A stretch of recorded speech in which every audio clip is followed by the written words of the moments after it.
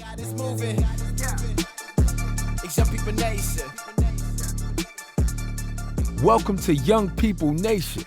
Listen to us weekly as we commit to bring transparency, healing, and truth to the everyday situations in life that might bring you down. Join us for your weekly dose of inspiration. Thank you for listening to Young People Nation. Make sure you subscribe so you never miss an episode. And now, here's your host, Eugene and Donna Perry. Let's go. Christ is the foundation. Know his word gon' lead us. Know I'm already going. Taking steps I believe in. Giving guidance to the youth. Giving guidance to the lost. Give the world to the project. Lead them back to the cross. Welcome to session 3 of Young People Nation, dealing with bullying. And we are joined today again by Mrs. Tanisha Williams and Miss Santita Danjou.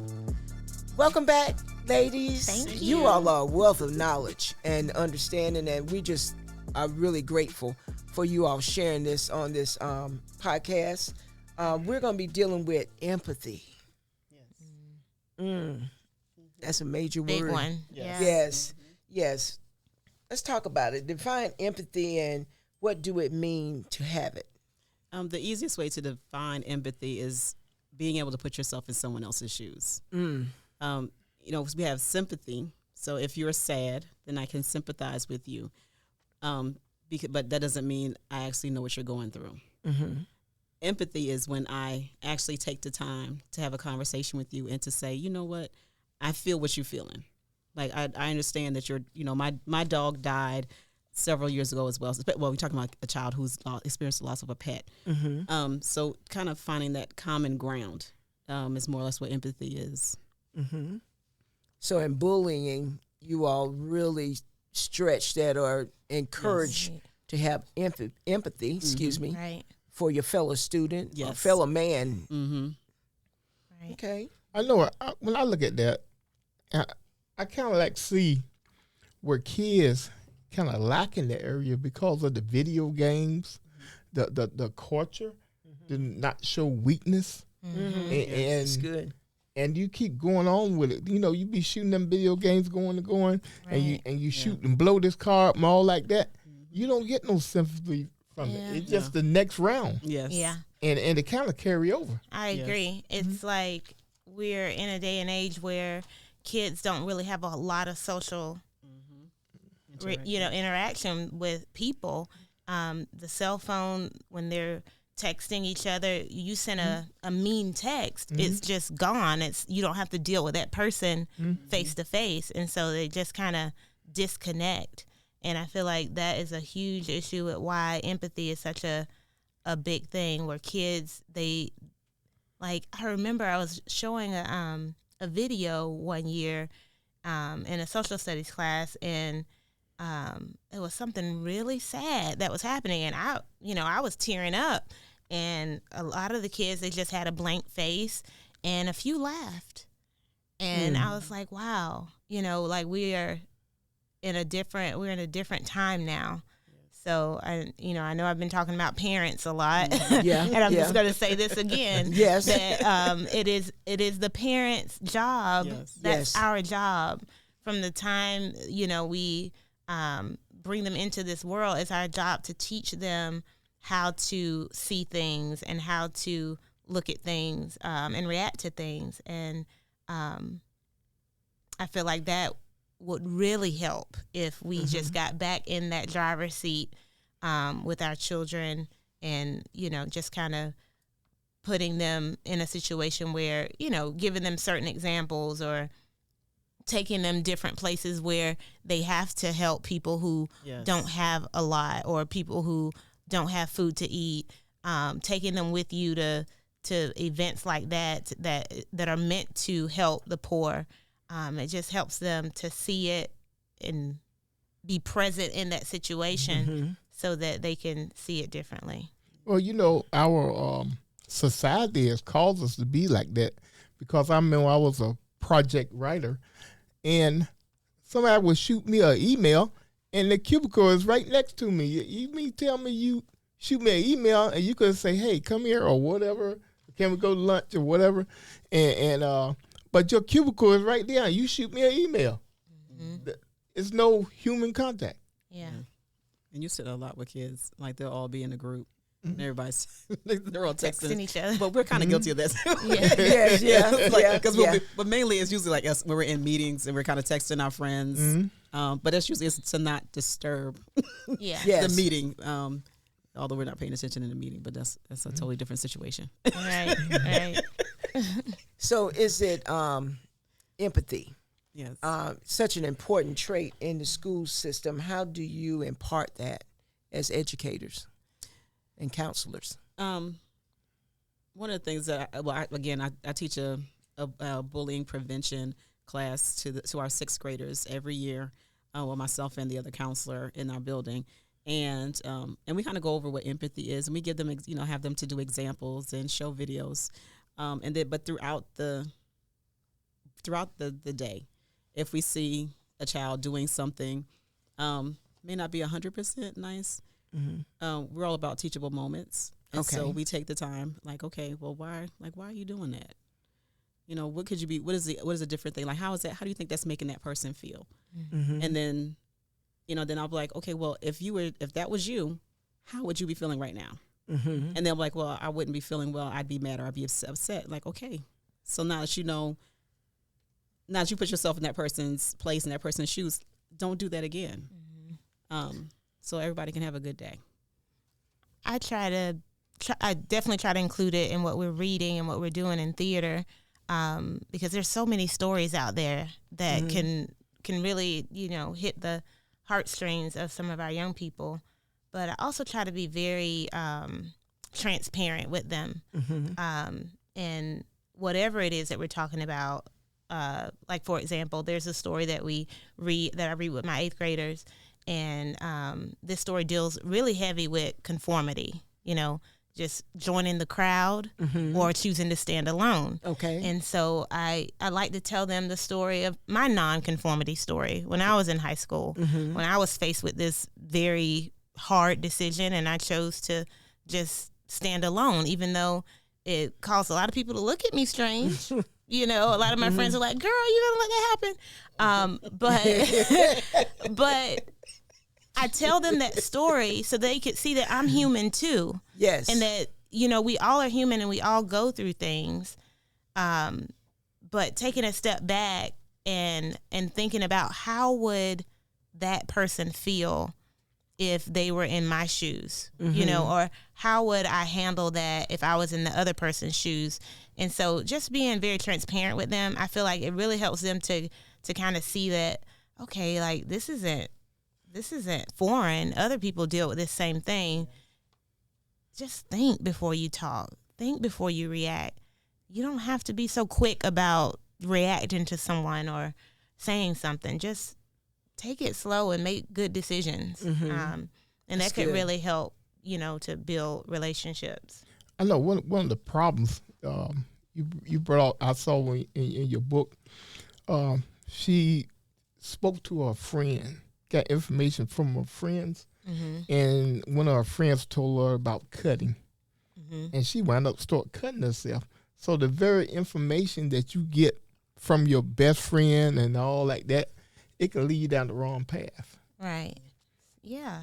So just having empathy in that sense too, like not everything that you are going through would be helpful for what you're sharing with your friends because you don't know what they're going through. And some kids, if I can say, do they reach out for counseling? Because some children know they need help. So have you experienced instances where the child reached out for counseling or came to your office or came to your desk and just were like, I need some help because I'm dealing with some situations here? Yes, we have. And the most amazing thing is that I've experienced a lot of is 2 or 3 friends coming to my office and they're like, hey, and they'll bring their friends or they'll look around to make sure that their friend isn't there and I'm like, hey, Ms. Williams, you really need to talk to such and such because this is going on. This is going on in this person's.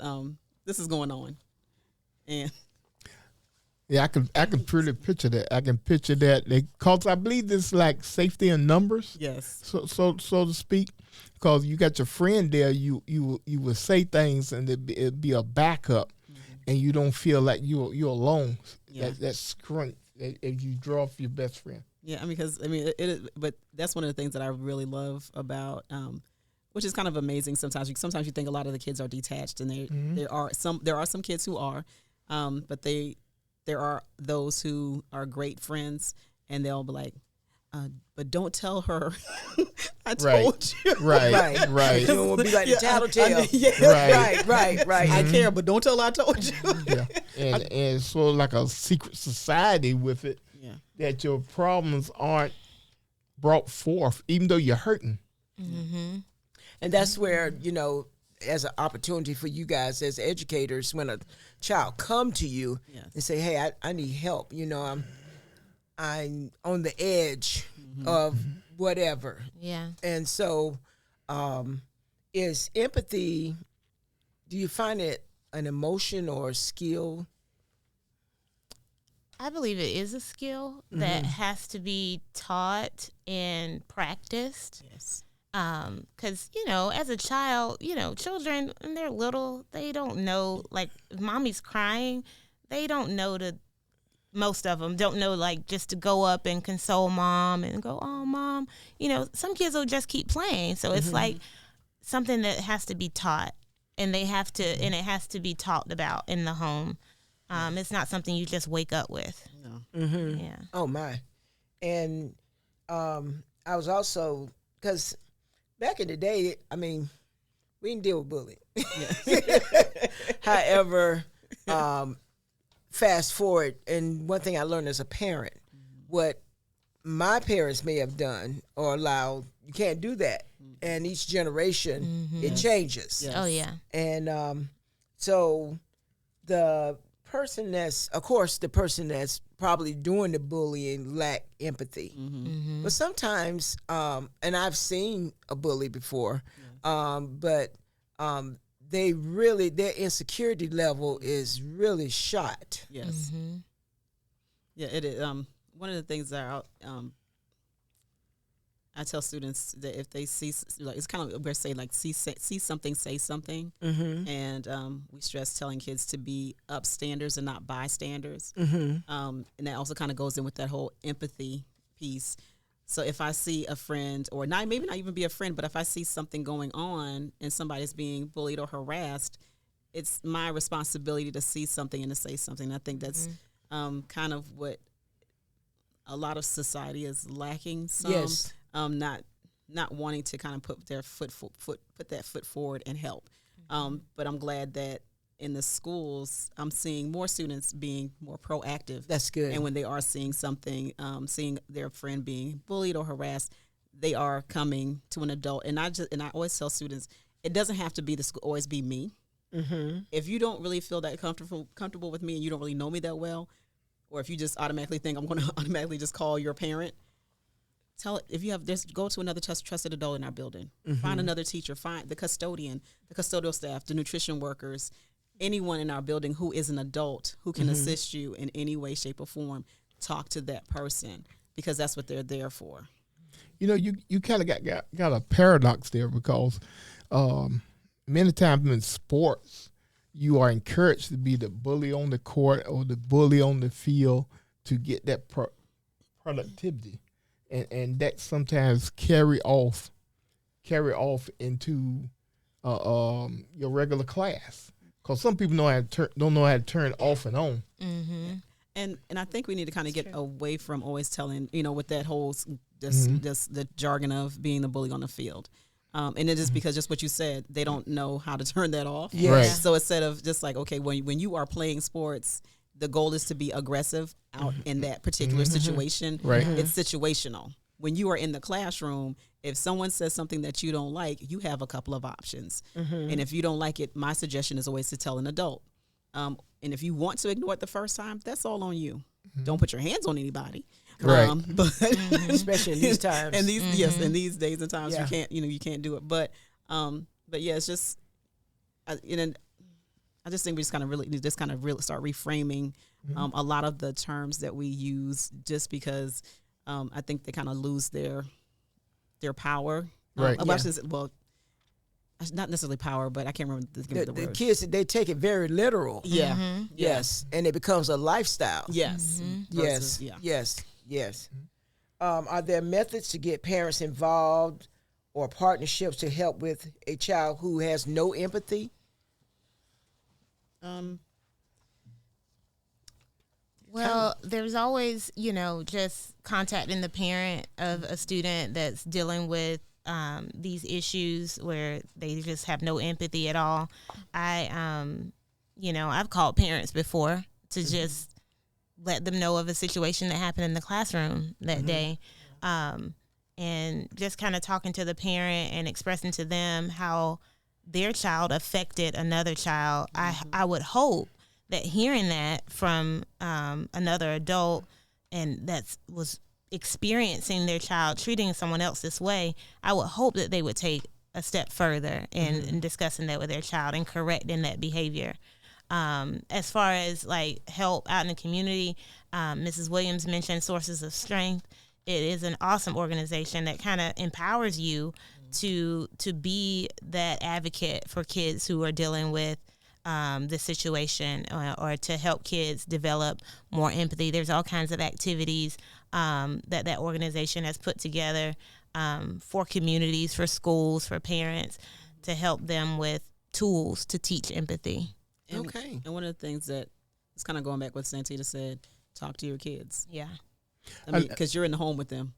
Yes. So you're in the home with them. You know what your child is doing. You know what your child's personality. You know what they're like. So take the time to get to know your kids.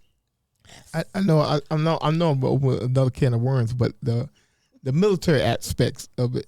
Every time there's a drill sergeant, he always raises kids like he do his troops, and has kids in the front leaning rest and had them tough. I am a mandated reporter. Yes. I used to have to remind him we're not your soldiers. Leave that outside the door, sergeant, whatever your position is, but your husband and dad in here. Yeah. But he did learn how to turn. He did a great job turning it on and off. Yeah. Okay, so we're about to end our third session, and we just like to give out a couple of great sources for parents who are listening. We have pacer.org for anti-bullying. We have the website stopbullying.gov. Of course, 988 hotline is out there for preventive measures in reference to suicide. Then we have October is National Bully Prevention Month, and the color is orange. So any closing comments? This is Young People Nation, and there is always hope. There's always hope, right? Always. All right, we'll see you all on the next episode. Go. Christ is the foundation. Know his word gon' lead us. Know I'm already going. Taking steps I believe in. Giving guidance to the youth. Giving guidance to the lost. Give the world to the project. Lead them back to the cross. He the number one prospect. He the top boss. I was broke, I was empty. He the one that paid the cost. Really thought that I was cool. There was nothing like the savior. Now it's time for the truth. The whole world been waiting. It's Young People Nation. It's Young People Nation. It's Young People Nation. It's Young People Nation. It's Young People Nation. It's Young People Nation. It's Young People Nation. The whole world been waiting. Whatever you going through, I know what he gonna do. Don't matter the circumstance, we going back to the root. Keep going, keep going. Let that seed keep growing. You need peace and we know it. Now it's time to live holy. Young People Nation. You know what time it is. Young People Nation. Get ready, the time is here. Get ready, we vibing here. We about to let God in here. Young People Nation. It's Young People Nation. Yeah, do it for the heavens, you know where we going. Influenced by his love, you know we gotta show it. It's time to put the youth onto what God is doing. Cause I can tell you now, right now, that God is moving. It's Young People Nation.